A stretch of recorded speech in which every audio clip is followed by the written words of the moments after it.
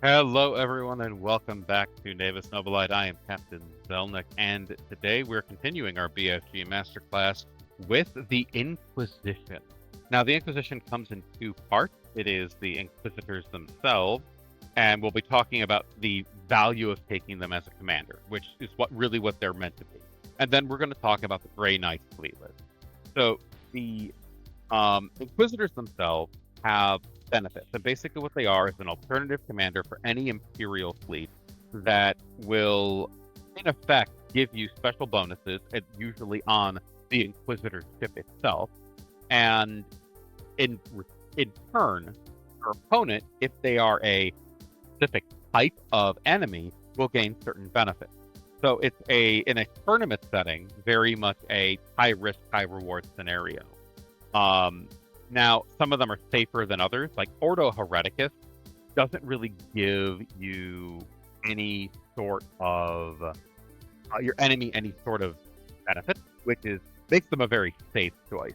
Basically, Ordo Hereticus has the benefit of taking a Space Marine commander, putting it on your commander, and it's a reasonable choice. It makes it very, very good at boarding, but the enemy doesn't gain any unique benefits.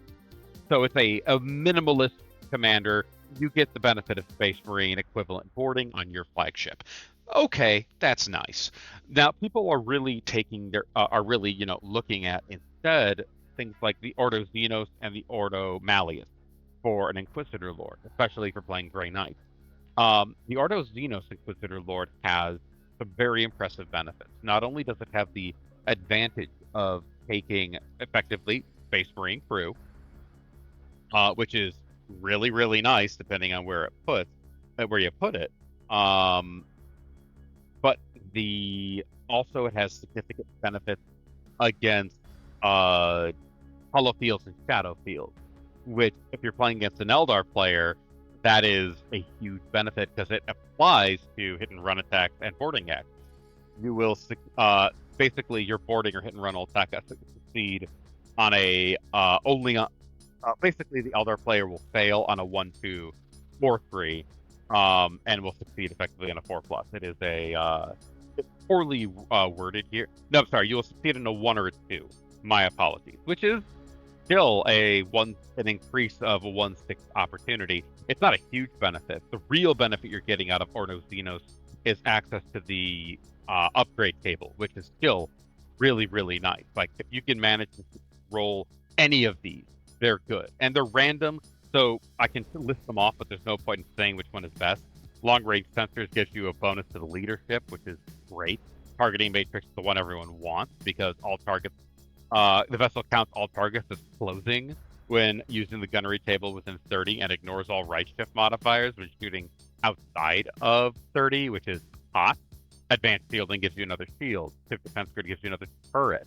Advanced drive technology gives you 5 centimeters and plus 1d6 on all head pull. And gravitic thrusters doubles your maximum rate of its normal turn.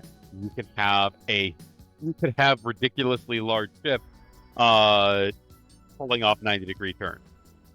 Now, the other end of this, by taking this commander, if you encounter, you could also take reserves of a single Corsair Eldar, a Tau Cruiser, or a Demiurge capital ship. You can take a lot of cool stuff, but there is a downside. Whenever you play a Xenos fleet, the enemy fleet gains d6 times 50 points.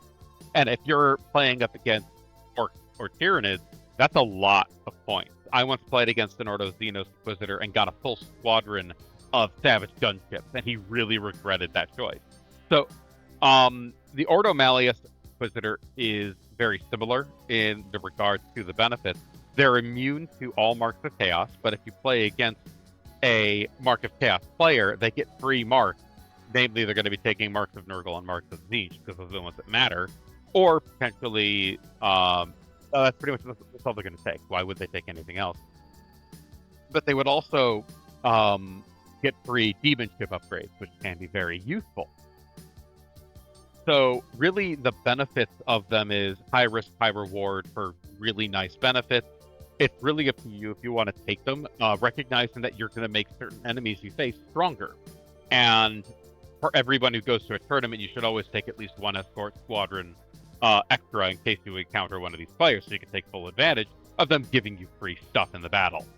Now, when it comes to the Grey Knights themselves, okay, this is so we're gonna actually go and have a look at the Grey Knights list.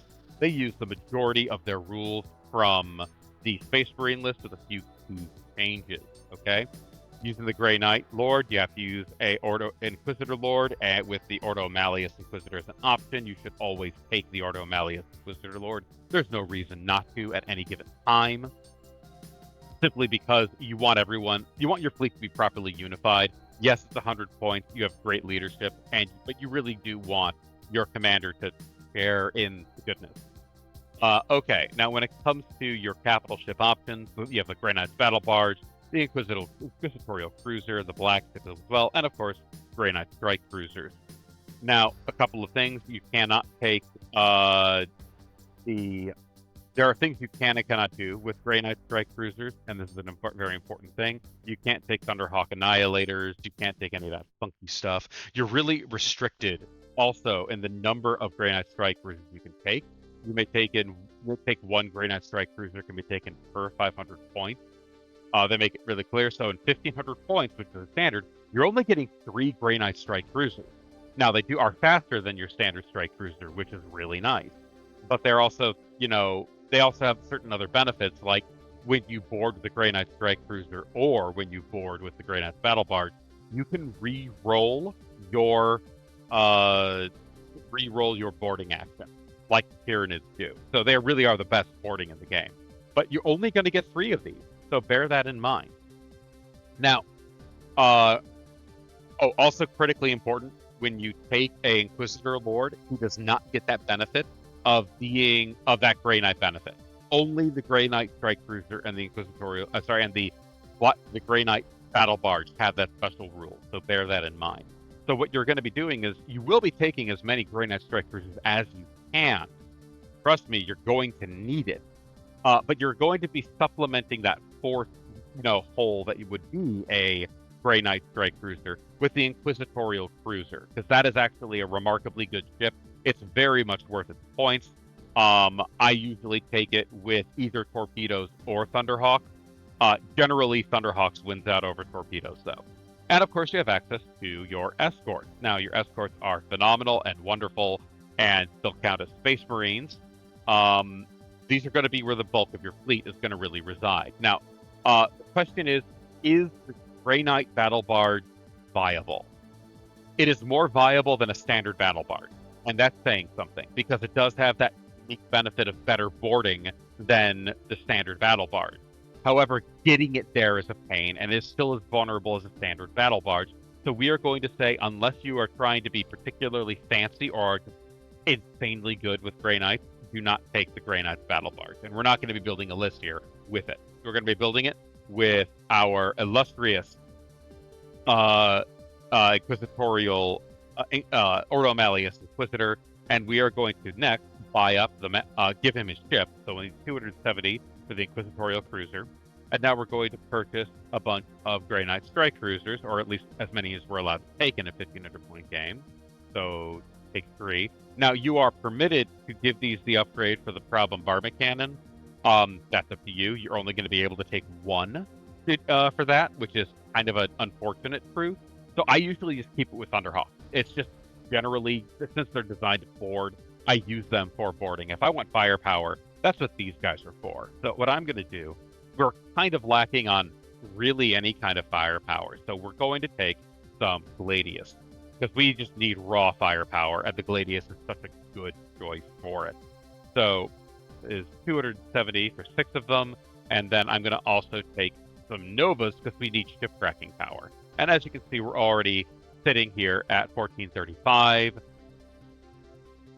We need to see what we can do and get more rerolls, or find a way to patch up this hole, because there aren't a lot of upgrades in this fleet. But we also do have access to other benefits. We can grab honor guards and stuff, but we're going to definitely grab that reroll. We can buy a second reroll for 25. So we're hitting at 460, 40 points remain. So we could get Grey Knight's Honor Guard. Any Grey Knight ship The fleet could take Honor Guard for 10 points, which is definitely nice. And we can take Terminators as well. Well, we're out of the range for Terminators. So instead we're going to just take Honor Guard. We can take 4 groups of Honor Guard. Why the hell not? Every ship now is Honor Guard. It's all Honor Guard. And there we are. We have our 1,500 points. This is going to be a much harder fleet to field because again, you are very limited in your cruisers, but you're very good in boarding. So definitely take advantage of that. You're probably the most reliable boarding in the game.